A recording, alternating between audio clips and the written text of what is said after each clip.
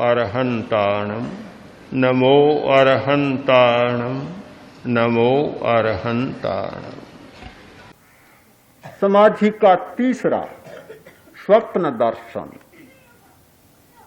स्वप्न दर्शन, कभी कभी ऐसा सपना आता है कि सारी उलझनें समाप्त हो जाती है।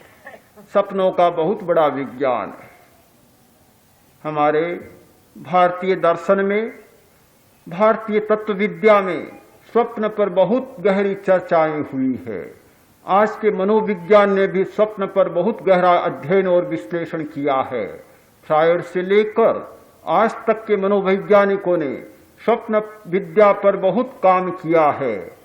भारतीय दर्शन में तो तत्व विद्या में बहुत गहरा काम हुआ है। स्वप्नों का इतना बड़ा विवेचन है, उनके लाभ और अलाभ पर इतनी खोजें हुई है पुराने जमाने में भी, कि जिनका आज शायद हम भारतीयों को पूरा ज्ञान भी नहीं। स्वप्न, यथार्थ स्वप्न आता है, कोई कोई ऐसा स्वप्न आता है सारी उलझनें जीवन की समाप्त हो जाती, समस्याएं समाप्त हो जाती है, अनुत्तरित प्रश्न उत्तरित हो जाते हैं, असमाहित मन समाहित हो जाता है, मन की शांति, मन की समाधि मनुष्य को उपलब्ध हो जाती है केवल एक स्वप्न के द्वारा। तो स्वप्न चित्त समाधि का तीसरा कारण बनता है। चौथा कारण बनता है देव दर्शन। देव दर्शन, देवता दर्शन देते हैं, असमाधि दूर हो जाती है। आप कल्पना न माने, आज के लोगों ने देव दर्शन को मात्र कल्पना मान रखा है। उन्हें विश्वास नहीं कि देवता भी कोई होता है या देवता भी कोई दर्शन देता है। हमारी कठिनाई यह है कि हम इस स्थूल चेतना के द्वारा, इंद्रिय चेतना, मनस चेतना और बुद्धि चेतना के द्वारा जिन सत्यों को नहीं पकड़ पाते, उन्हें अस्वीकार करने में बहुत जल्दबाजी करते हैं। इतनी जल्दबाजी सत्य के क्षेत्र में नहीं होनी चाहिए। ये ठीक है कि हमें देवता का पता नहीं चलता, और इसलिए नहीं चलता कि वे सूक्ष्म सत्ता में है, सूक्ष्म शरीर में है, और हमारे पास सूक्ष्म को पकड़ने की चेतना जागृत नहीं है।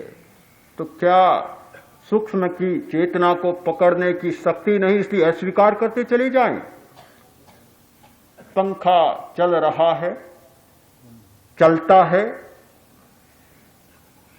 यह माइक मेरे सामने है, लाउड स्पीकर अपना काम कर रहा है, ध्वनि को विस्तृत कर रहा है। मुझे दिखाई नहीं देता कि पंखा चलता है, ये ताड़ियां, पंखुड़ियां चलती है, कहीं भी बिजली दिखाई नहीं देती, बिल्कुल दिखाई नहीं देती। माइक में कहीं भी मुझे बिजली दिखाई नहीं दे रही। अस्वीकार कर दूं कि बिजली नहीं है। जो आंखों से दिखाई न दे उसे अस्वीकार करते चले जाएं, तो सत्य के प्रति इतना घोर अन्याय होगा जितना अन्याय की कोई कर नहीं सकता। हमारी अल्प क्षमता के कारण हम यदि सूक्ष्म सत्यों को न पकड़ सकें और उन्हें तत्काल मखौल में उड़ा दें या स्वीकार कर दें, इससे बड़ा कोई असत्य नहीं हो सकता। आज तो मैं मानता हूं कि बहुत बड़ा दुस्साहस होगा कि अपनी अक्षमता के कारण हम सत्य को अस्वीकार कर दें। इतनी खोजें होने के बाद भी, इतने सूक्ष्म यंत्रों के बन जाने के बाद भी, क्या वैज्ञानिकों ने ऊर्जा को देखा है? नहीं देख पाए। ऊर्जा को देख नहीं पाए, प्लाज्मा को देख नहीं पाए हैं, ताप को देख नहीं पाए हैं। केवल लक्षणों से अनुमान करते हैं कि ऊर्जा है, प्लाज्मा है, हीट है, गर्मी है, ताप है। केवल लक्षणों से अनुमान करते हैं और ग्राफ में आने वाले अंकनों से उसका अनुमान कर लेते हैं। साक्षात्कार नहीं हुआ है, किंतु साक्षात्कार न होने पर भी अस्वीकार नहीं कर सकते, क्योंकि उनका कार्य उनके सामने आ रहा है तो अनुमान वे कर रहे हैं।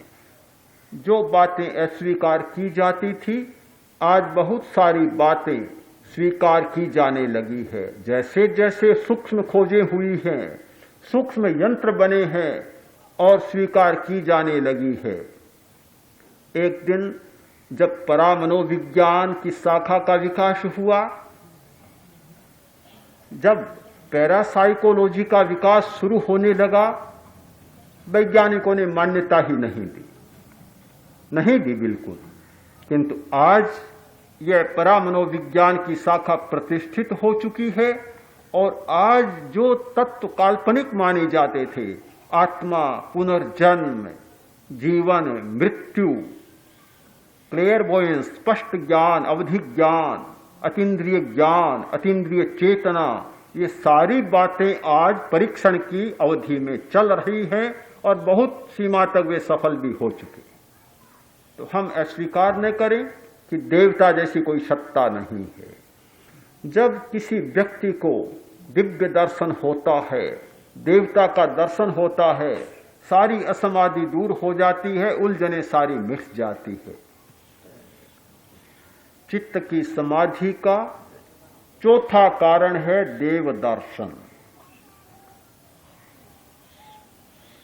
अवधि दर्शन, अवधि ज्ञान, केवल दर्शन, केवल ज्ञान, मनक पर्यय ज्ञान, ये अतीन्द्रिय चेतना के सारे आयाम जब खुलते हैं, चित्त समाहित हो जाता है। अवधि ज्ञान होता है, अतीन्द्रिय चेतना जागती है और सूक्ष्म सत्य जब दिखाई देने लगते हैं, सारी असमाधियां दूर हो जाती है, चित्त की उलझने मिट जाती है। जब मनक पर्यय ज्ञान होता है, दूसरे के चित्त को जानने की क्षमता बढ़ जाती है, दूसरे के मन को वैसे पढ़ सकता है जैसे किसी पन्ने को पढ़ रहा हो। असमाधि दूर हो जाती है, उलझने दूर हो जाती है। केवल ज्ञान और केवल दर्शन होता है तब तो मिटती है, फिर तो शेष रहती ही नहीं। और केवल मरण, समाधि मरण होता है तो चित्त की असमाधि मिट जाती है। अनायास चित्त में समाधि घटित होती है। उसके ये 10 सूत्र हैं, 10 सूत्र हैं। हम निष्कर्ष की भाषा में जाएं तो सूक्ष्म सत्य प्रकट होते हैं या सूक्ष्म चेतना प्रकट होती है तो हमारी उलझन मिट जाती है।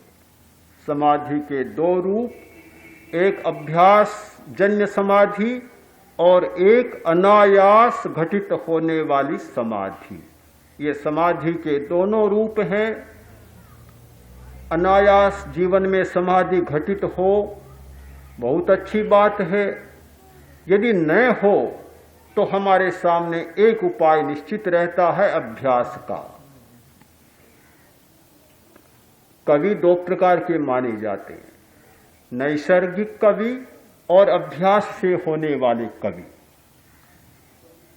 दार्शनिक भी 2 प्रकार के माने जाते हैं। सम्यक दर्शन भी 2 प्रकार का माना जाता है, निसर्ग से होने वाला सम्यक दर्शन और अभ्यास से होने वाला सम्यक दर्शन। निसर्ग की बात तो हमारे हाथ में नहीं है, वह नियति है। यदि हमने कोई ऐसा पीछे पुरुषार्थ किया है और यदि हमारी नियति है तो जीवन में कोई घटना घट सकती है और अनायास समाधि में हम जा सकते हैं, किंतु वह हमारे हाथ की बस की बात नहीं है। हमें तो वही करना चाहिए जो हमारे हाथ की बात है, हमारे बस की बात है। अभ्यास करना हमारे हाथ में है। हम ऐसा अभ्यास करें, ऐसा पुरुषार्थ करें, नियति के भरोसे न बैठें, भाग्य के भरोसे न बैठें। कोई ऐसा पराक्रम करें, ध्यान क्या ऐसा अभ्यास करें जिससे चित्त की एकाग्रता होते होते एकाग्रता उस बिंदु पर पहुंच जाए जहां एकाग्रता तन्मयता में बदल जाए, ध्यान समाधि बन जाए, केवल चैतन्य का अनुभव शेष रह जाए और जीवन की सारी उलझने, सारी समस्याएं, सारी असमाधियां मिट जाए और एक जीवन में परम आनंद, परम चैतन्य और परम शक्ति का अवतरण